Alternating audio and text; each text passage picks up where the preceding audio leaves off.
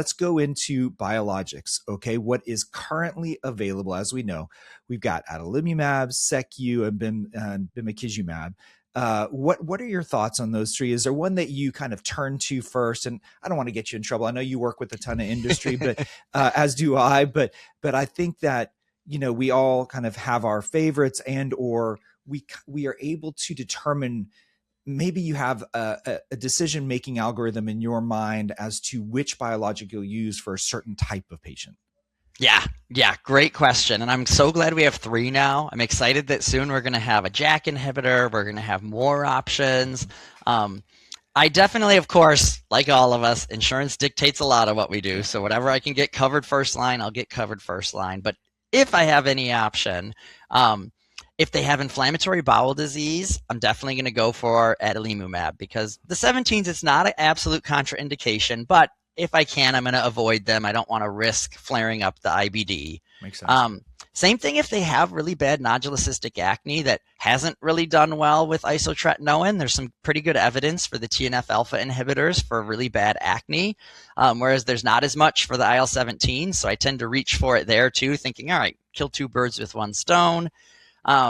Interestingly, I don't have an opinion yet about arthritis. Sometimes you get the HS patients who just have that like arthritis, and room goes, we can't figure out what this is. And I say, it's just from their HS. It's just HS can bring this arthritis. And I don't have an opinion of if anything works better. We know for psoriatic arthritis, the 17s and TNFs can both work.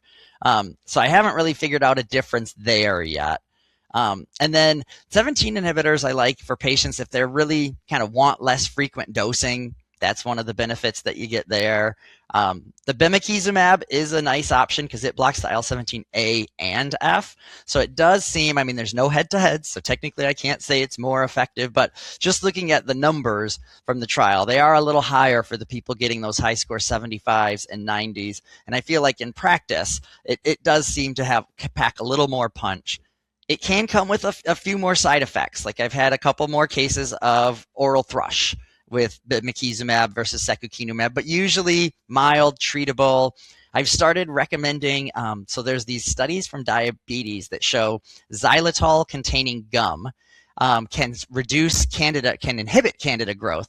So they had patients chew gum and it lasted about 12 hours. So I tell my patients, if you get this gum that has xylitol for the sweetener and chew that twice a day, it can hopefully decrease your risk of thrush. Hasn't been studied in HS and in BIMI, but it works for diabetes. You know, I'm just kind of extrapolating it through. Yeah.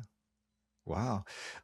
It's a great practice, Pearl. Love it. So totally agree with everything you said. I think that Bimzelx or Bimekizumab does have, obviously it's just there, right? By fact that we just see greater high score 75, high score 90. And we have such experience with it in PSA and PSO as well. Feel very comfortable with both of those drugs as well as the TNF alphas. But, you know, what's interesting also, Steve, is what's in development. Like the pipeline, as you've already alluded to, is so rich and full.